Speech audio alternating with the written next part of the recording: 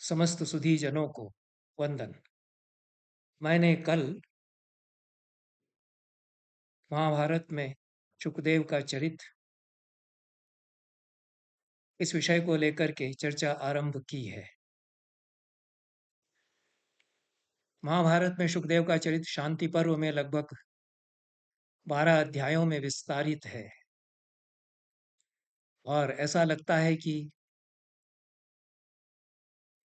सूतों वैष्णव धर्म के भागवत धर्म के उपासकों के समाज में सुखदेव का चरित्र गाया जाता था और यह स्वतंत्र रूप से आख्यान के रूप में इसका गान हुआ करता था। महाभारत में भी यह प्रसंग जब सात्वत धर्म, भागवत धर्म या पांचरात्र धर्म के प्रसंगों का समावेश किया जाने लगा तब जुड़ गया, क्योंकि यह स्वतंत्र रूप से प्रस्तुत किया जाने वाला प्रसंग है। इस बात की संपुष्टि इस तथ्य से भी होती है कि इसके अंत में फलश्रुति दी गई है कि जो इस सुखदेव चरित को सुनेंगे उनको ऐसा ऐसा फल प्राप्त होगा।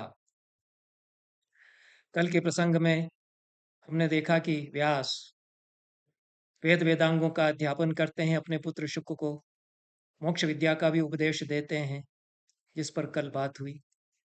शुक मोक्ष विद्या विशारद हो जाते हैं, उनको मोक्ष विद्या विशारद बार बार कहा गया है।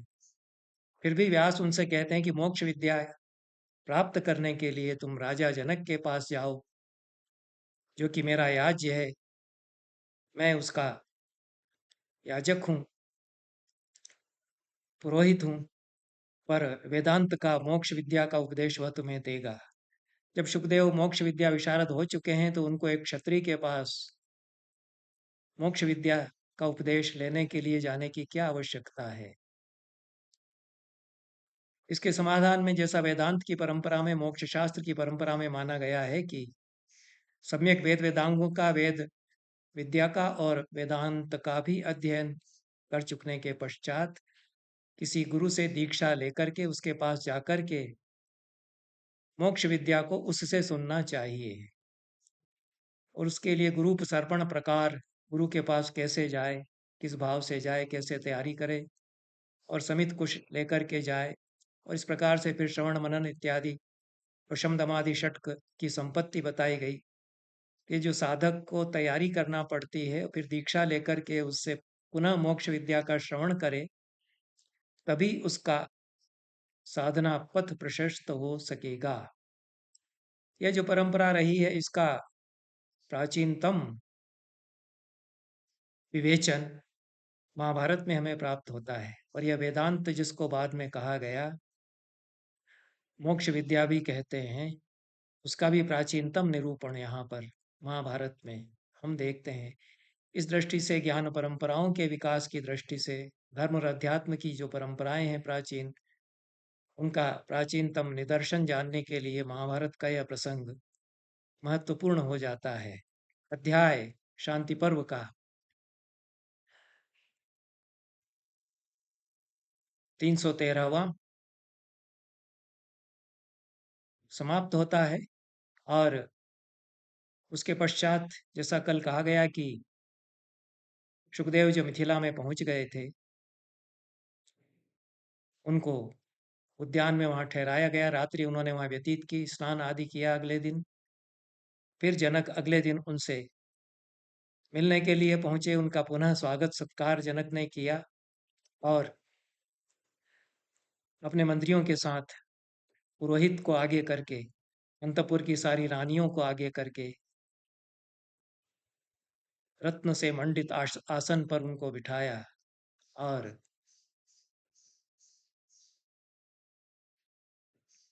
शास्त्र विधि से उनकी पूजा की, प्रति पूजा की। अर्थात सुखदेव ने पहले गुरु मान करके, जो गुरु के पास जाकर के और दीक्षा प्राप्त करने का विधान है उसका पालन कर लिया, तब प्रति पूजा। चूंकि वे ब्राह्मण हैं, ऋषि की संतान हैं, जनक तो क्षत्रिय हैं, यद्यपि उनके गुरु हो जाएंगे उपदेश देने के पश्चात, तब प्रतिपूजन करके और उन्होंने पूछा कि आपके आने का यहाँ क्या प्रयोजन है। और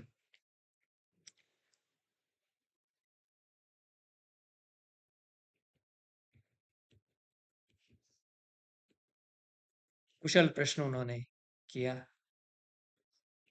आने का प्रयोजन पूछा। शुक ने बताया कि पिता ने मुझे भेजा है, मोक्ष धर्म के कोविद हैं आप विदेहराज, जो मेरे याज्य हैं, ऐसा उन्होंने बताया। उनके पास जाकर के तुम्हारे मन में जो संशय है मोक्ष विद्या को लेकर के, उनका वे छेदन कर देंगे। प्रवृत्त हुआ निवृत्त हुआ सते छेदस्यति संशयम। प्रवृत्ति मार्ग और निवृत्ति मार्ग को लेकर यदि कोई संशय तुम्हारे मन में बचा हुआ है तो उसको भी वे उच्छिन्न कर देंगे। पिता की आज्ञा मान करके मैं आपसे मोक्ष विद्या ग्रहण करने के लिए आया हूँ। आप धर्म ज्ञानियों में श्रेष्ठ हैं, आप यथावत मुझे मोक्ष विद्या का उपदेश दीजिए।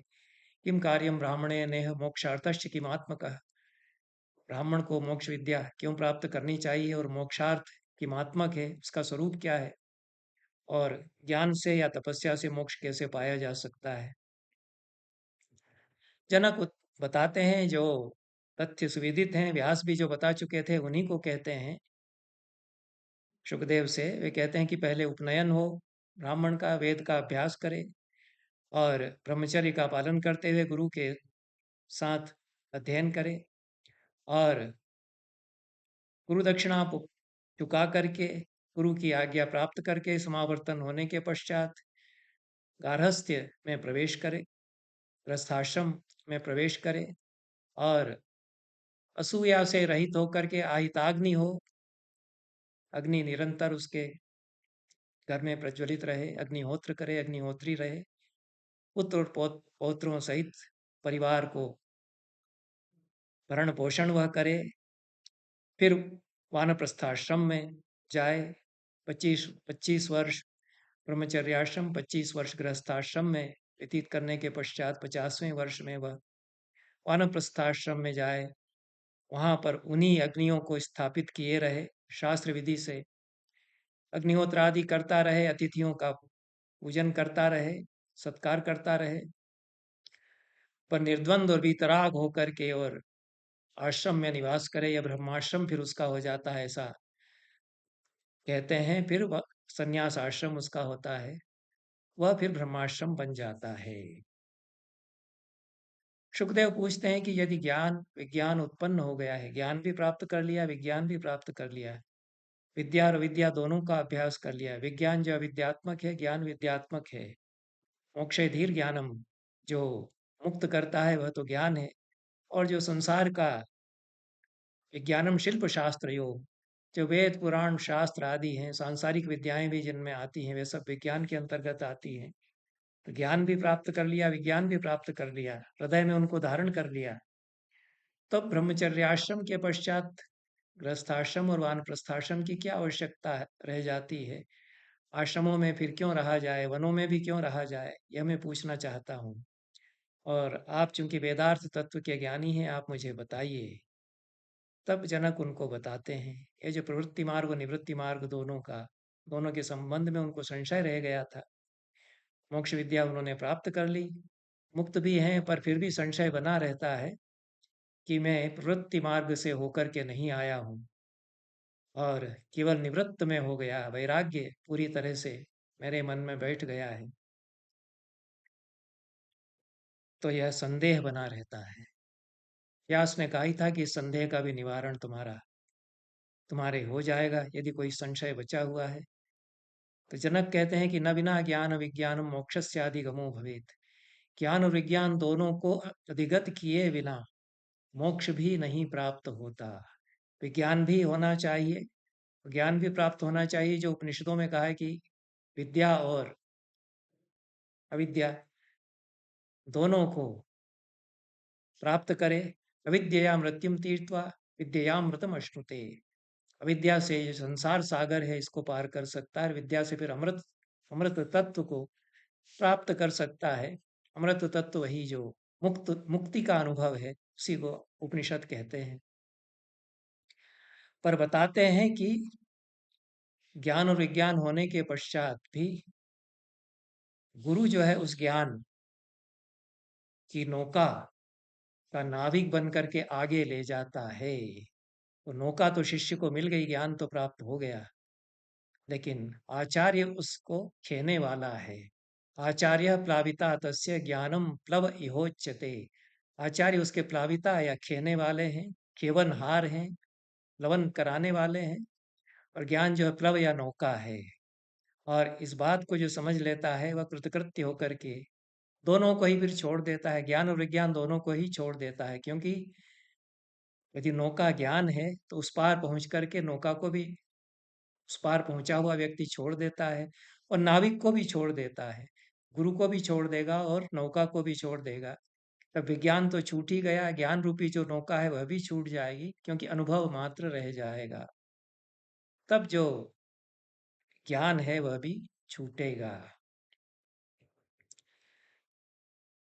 तब जो प्रश्न शुकदेव ने किया कि अनुच्छेदाय लोकानाम अनुच्छेदाय कर्मणाम पूर्वैराचरितो धर्मश्चातुराश्रम्य संकथ। संसार के अनुच्छेद के लिए, कर्म के अनुच्छेद के लिए, कि संसार चलता रहे, कर्म भी चलते रहें, इसलिए पहले के लोगों ने जो धर्माचरण किया है और 4 आश्रमों की व्यवस्था बनाई है, उस क्रम से ही निकल करके और ज्ञान की नौका से फिर ज्ञान के प्लव से इस संसार सागर को पार करके मुक्ति के अनुभव तक पहुंचेगा ज्ञानी। और यही क्रम है इस संसार में जो जन्म लेते हैं प्राणी, उनके लिए तो, जो मनुष्य उनके लिए तो। पर आगे कहते हैं कि भवितै ही कारणैश्चायं बहु संसार योनिषु आसादयति शुद्धात्मा मोक्षम वही प्रथम आश्रमे। कोई ऐसा शुद्धात्मा है जो कि पूर्व के कारणों से, पूर्व जन्म के संस्कारों से, उसके पहले जो संसार के अनेक योनियों में गुजर चुका है, वो शुद्ध हो चुका है, वह प्रथम आश्रम में ही मुक्ति को प्राप्त कर लेता है। प्रथम आश्रम जो ब्रह्मचर्य आश्रम है। तो आपने जो प्रश्न पूछा है उसका दोनों तरह से समाधान है कि सामान्य व्यवस्था तो सबके लिए यही है कि चातुराश्रम में है, चारों आश्रमों में होना, रहना, और तदनुसार आचार जीवनचर्या का पालन करना आवश्यक है। पर कोई ऐसा अपवाद स्वरूप व्यक्ति हो सकता है जो कि शुद्धात्मा इतना है और अनेक संसार योनियों में ज्ञान विज्ञान को प्राप्त करके और अपने अंतःकरण को शुद्ध कर चुका है, तो वह ब्रह्मचर्य आश्रम में ही गुरु से दीक्षा लेकर के और मुक्ति के द्वार के उस पार पहुंच जाता है। यह जनक कहते हैं।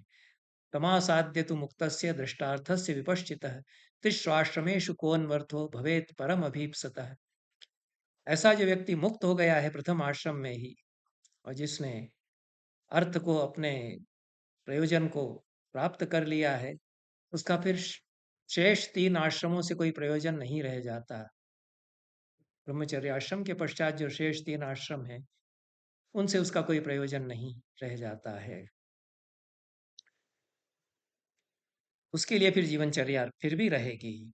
उसको बताते हैं कि राजस और तामस जो नित्य दोष हैं उनको त्याग करके रहे, सात्विक मार्ग पर वह बना रहे।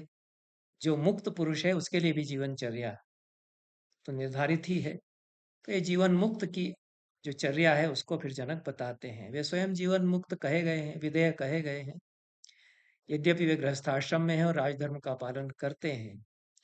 पर जनक अपवाद हैं कि वे गृहस्थ होते हुए भी मुक्त हैं और जीवन मुक्त के आचरण को वे चरितार्थ करते हैं। तो सात्विक मार्ग पर निरंतर रहे, बना रहे, और पश्येद आत्मान आत्मना, स्वयं को स्वयं के द्वारा देखता रहे। यही मुक्त का लक्षण है। अपने आप को कैसे जानेगा, अपने आप को कैसे देखेगा? अपने आप को अपने आप से ही देखेगा, किसी अन्य साधन से नहीं देखेगा। तो जितने ज्ञान और विज्ञान के साधन है वे सब निवृत्त हो चुके हैं। तो अपने आप को अपने आप से ही देखता है। अपने आप को अपने आप से जो देखता है तो तस्य सर्वम आत्मैवाभूत विजानतः। जैसा उपनिषद कहते हैं कि सब कुछ आत्मस्वरूप वह देखता है, एक ही आत्म तत्व को सर्वत्र देखता है। उसी को कहते हैं सर्वभूतेषु चात्मानम सर्वभूतानि चात्मनि। सब प्राणियों में अपने आप को, सब प्राणियों में, सब प्राणियों को अपने आप में वह देखता है। और जिस प्रकार से कोई पक्षी जल के ऊपर से उड़ता हुआ जल में लिप्त नहीं होता, ऊपर ऊपर ही उड़ता है, उसी प्रकार से संसार के ऊपर वह रहता है। विहाय देहम निर्मुक्तो निर्द्वंद्व प्रशमम गतः। ऐसा फिर वह व्यक्ति देह को छोड़ करके विदेह की स्थिति में रहता है, निर्मुक्त होता है, निर्द्वंद होता है, प्रशम को प्राप्त हो जाता है। यहाँ पर ययाति की सुंदर गाथाएं बताते हैं जनक, और मोक्ष शास्त्र विशारद इन ययाति की गाथाओं को गाते हैं। यह प्राचीनतम स्वरूप है मोक्ष विद्या का, और जीवन मुक्त का भी स्वरूप इसमें बताया गया है। ये सुंदर गाथाएं हैं। ज्योतिरात्मनि नान्यत्र रतम तत्रैव चैव तत् स्वयं च शक्यम तद्द्रष्टुम सुसमाहितेन चेतसा, सुसमाहित चेतसा। अपने भीतर ही ज्योति है, बाहर कोई ज्योति नहीं है। स्वयं ही उस ज्योति को देख सकता है, सुसमाहित होकर के अपने भीतर जो ज्योति है उसको देख सकता है। ऐसा व्यक्ति जब हो जाता है तो न बिभेति परो यस्मान न बिभेति पराच्चयः। दूसरा उससे भय नहीं खाता, वह किसी दूसरे से भय नहीं खाता। निर्द्वंद निर्भय होकर के वह विचरण करता है, सारे प्राणी उससे निर्भय बने रहते हैं। यश्च नेच्छति न द्वेष्टि ब्रह्म संपद्यते तदा। जो किसी की इच्छा नहीं रखता, कोई कामना उसके भीतर नहीं, जिसके भीतर कोई द्वेष नहीं रह जाता, वह ब्रह्म स्वरूप फिर हो जाता है। यदा भावम न कुरुते सर्वभूतेषु पापकम। सभी प्राणियों में कोई भी पाप भावना जिसके मन में फिर नहीं रह जाती। कर्मणा मनसा वाचा ब्रह्म संपद्यते तदा। कर्म से, मन से, वचन से ब्रह्म स्वरूप तब वह हो जाता है। संयोज्य तपसात्मानम ईर्ष्या मुत्सृज्य मोहिनी त्यक्त्वा कामम च लोभम च ततो ब्रह्मत्वमश्नुते। तपस से अपने आप को संयोजित करके मोहिनी जो ईर्ष्या है उसको त्याग करके, काम और लोभ को भी त्याग करके ब्रह्मत्व को वह प्राप्त करता है। यदा श्रव्ये च दृश्ये च सर्वभूतेषु चाप्ययम् समो भवति निर्द्वंद्वो ब्रह्म संपद्यते तदा। जब श्रव्य में, दृश्य में, सारे प्राणियों में सम हो जाता है, निर्द्वंद होता है वह, तब वह ब्रह्म स्वरूप हो जाता है, ब्रह्म ही बनता है वह। यदा स्तुतिम च निंदाम च समत्वे नैव पश्यति। जब स्तुति और निंदा को समरूप में देखता है। कांचनम चायसम चैव सुख दुखे तथैव च। सोने को और लोहे को, सुख और दुख को एक सा देखने लगता है। शीतम उष्णम तथैवा अर्थम अनर्थम प्रियम अप्रियम जीवितम मरणम चैव ब्रह्म संपद्यते तदा। शीत को, उष्ण को, अर्थ को, अनर्थ को, प्रिय को, अप्रिय को, जीवन को, मरण को समान देखता है, तब वह ब्रह्म हो जाता है। प्रसार्येह यथांगानि कूर्मा संहरते पुनः तथेन्द्रियाणि मनसा संतव्यानि भिक्षुणा। उसको भिक्षु भी कहा गया है। बौद्ध परंपरा में जो भिक्षु हैं उनसे यह भिन्न स्वरूप है। जिस प्रकार से कोई कूर्म या कछुआ अपने अंगों को सिकोड़ करके अपने भीतर समेट लेता है, उसी प्रकार से इंद्रियों को अपने मन के भीतर समेट लेता है वह। गीता के श्लोक की छाया इसमें है। उसी प्रकार से अपने इंद्रियों को भिक्षु या जो मुक्त, जीवन मुक्त पुरुष है, वह समेट ले। और तमः परिगतम वेश्म यथा दीपेन दृश्यते तथा बुद्धि प्रदीपेन शक्य आत्मा निरीक्षितुम। इस प्रकार से घर में अंधियारा ही अंधियारा हो और दीपक जला करके उस घर को हम देख सकते हैं, उसी प्रकार से बुद्धि के दीपक से आत्मा को देख सकता है। बुद्धि जो दीपक का कार्य करती है, और बुद्धि के दीपक से जब देख लेते हैं, तब दीपक का प्रयोजन नहीं रह जाता। एक बार उसको देख लिया है, जान लिया है। यही वेदांत में प्रक्रिया बताई गई है। तो विज्ञान या बुद्धि जो है वह दीपक का कार्य करती है, ज्ञान जो है नौका का कार्य करता है। इतना सब बता करके जनक कहते हैं कि एतत् सर्वम प्रपश्यामि त्वयि बुद्धिमताम वर। है बुद्धिमानों में श्रेष्ठ शुक, ये सारे गुण जो कि ब्रह्म स्वरूप बना देते हैं किसी मनुष्य को, वे मैं तुम में देख रहा हूँ। यच्चान्यदपि वेत्तव्यम तत्व तो वेद तत्भवान। और जो कुछ भी जानना चाहिए उसको तत्वतः आप जानते हैं। इसलिए आपको शेष 3 आश्रमों में गुजरने की आवश्यकता ही नहीं है। उन आश्रमों कि आपके लिए आवश्यकता नहीं रह जाती है। ब्रह्मर्षे विदितश्चासि विषयांतमुपागतः। हे ब्रह्मर्षि, आप ज्ञानी हो चुके, विषयों के अंत तक आप पहुंच चुके। गुरोस्तव प्रसादेन तव चैवोपशिक्षया। आपके जो गुरु हैं व्यास, उनकी कृपा से और जो शिक्षा आपने प्राप्त की है उसके कारण। तस्यैव च प्रसादेन प्रादुर्भूतम महामुने ज्ञानम दिव्यम ममापीदम तेनासि विदितो मम। उन्हीं व्यास की कृपा से हे महामुने शुकदेव, मुझे यह ज्ञान प्राप्त हुआ, दिव्य ज्ञान मुझे भी प्राप्त हुआ।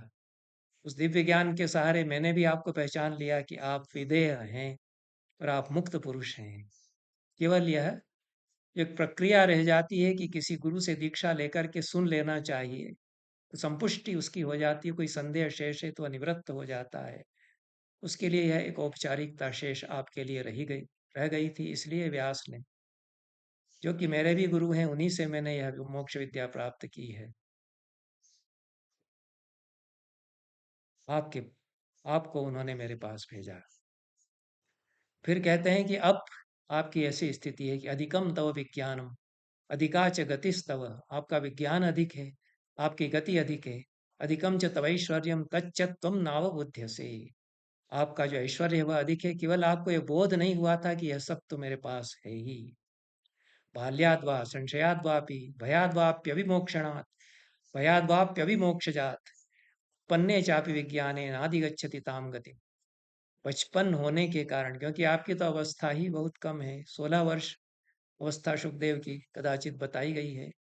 उस अवस्था के प्रभाव से, क्योंकि शरीर तो बच्चे का ही है और या किशोर का ही है, उसके कारण, या संशय जो आपके मन में कहीं शेष रह गया है उसके कारण, या जो अभिमोक्ष की स्थिति आपको भासित होती है, वैसे तो आप मुक्त हैं।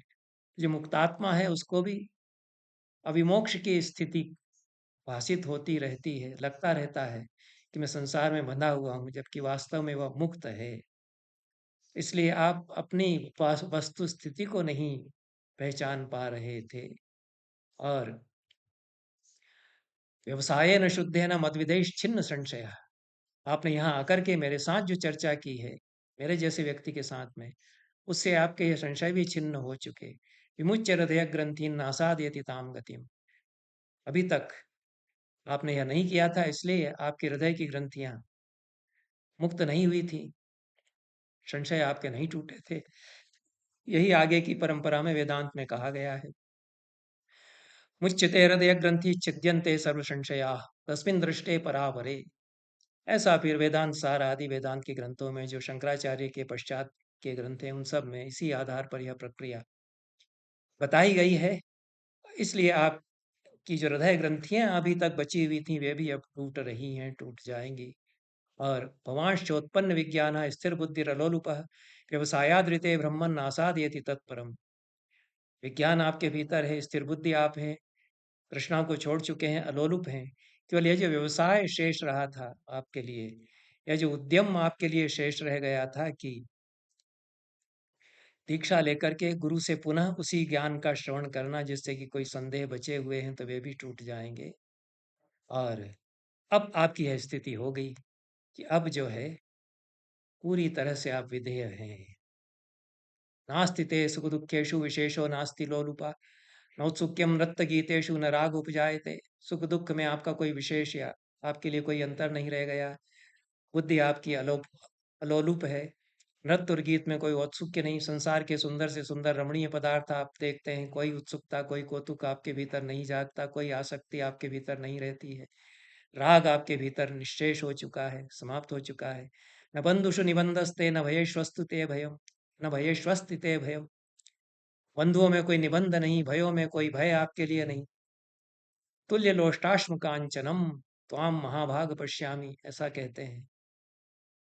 मिट्टी के लौंदे, ढेले और सोने के ढेर में समान बुद्धि वाला मैं आपको देखता हूँ। अहम च त्वाम अनुपश्यामि ये चाप्यन्ये मनीषिणः आस्थितम परमम मार्गम अक्षयम तम अनामयम। परम अनामय मार्ग में स्थित मैं आपको देख रहा हूँ। यत् फलम ब्राह्मणस्येह मोक्षार्थश्च यदात्मकः तस्मिन् वै वर्तसे विप्र किमन्यत् परिपृच्छसि। हे विप्र, हे ज्ञानी, ब्राह्मण या ब्रह्मज्ञानी को जो फल प्राप्त होता है, वो मोक्षार्थ जो यदात्मक है, मोक्षार्थ मोक्ष के मर्म का जो स्वरूप है, उसमें आप स्थित हैं, उसके भीतर आप विराज रहे हैं। अब आपको क्या पूछना है? अब आप क्या पूछते हैं? यहाँ तक जो है यह शांति पर्व का 313वां अध्याय समाप्त हो जाता है। आगे कहा गया है 314वें अध्याय में कि सुखदेव वहां से चल पड़े पूर्व दिशा की ओर, हिमालय की ओर फिर चल पड़े, और पराशर के पुत्र व्यास उनके पिता जहाँ पर थे, जहाँ वो अपने शिष्यों सुमंतु, वैशंपायन, जैमिनी और पैल को वेद पढ़ाते थे, चारों इन शिष्यों से घिरे हुए व्यास अपने पिता को उन्होंने देखा, अपने आश्रम को उन्होंने देखा, और परम तेजस्वी शुक जो अग्नि के समान देदीप्यमान हो रहे थे, आकाश में सूर्य के समान प्रकाशमान हो रहे थे, को व्यास ने देखा। व्यास ने अपने पुत्र को देखा, और जो कुछ भी विषय हैं संसार के, उनकी तरफ कोई उनकी आसक्ति नहीं रह गई थी। अपने पिता के उन्होंने चरण पकड़े और बताया कि इस प्रकार से जनक राजा से मेरी बातचीत हुई, जो संवाद हुआ, इस प्रकार से यह पिता पुत्र का पुनः मिलन हुआ। अध्याय 314 में यह सारा प्रसंग बताया गया है। और आगे भी शुक का चरित महाभारत में जारी रहता है, और यह 320वें अध्याय तक चलता है। 312 अध्याय से आरंभ होकर के यह 8 अध्यायों में या इससे भी अधिक अध्यायों में ये सारा प्रसंग, इसके अंत में फलश्रुति भी आती है। इसलिए जैसा मैंने कहा कि यह भागवत मतानुयायियों के द्वारा जो उनके धर्म की परंपरा में सुखदेव का चरित्र, महाभारत, संपूर्ण महाभारत जिस रूप में आज है उस रूप में बनने के पहले गाया जाता रहा होगा, प्रस्तुत किया जाता रहा होगा, वह यहाँ पर जोड़ लिया गया है। इस कारण से यह हमारे लिए बचा भी रह गया। महाभारत में जो इस प्रकार के प्रसंग जोड़ लिए गए, ये महाभारत में है, इसलिए हमारे लिए बच गए। 2000 सालों से, 2500 सालों से उनमें वे सुलभ हो गए हैं, नहीं तो वे लुप्त हो जाते हैं। यह महाभारत की एक बड़ी विशेषता भी है।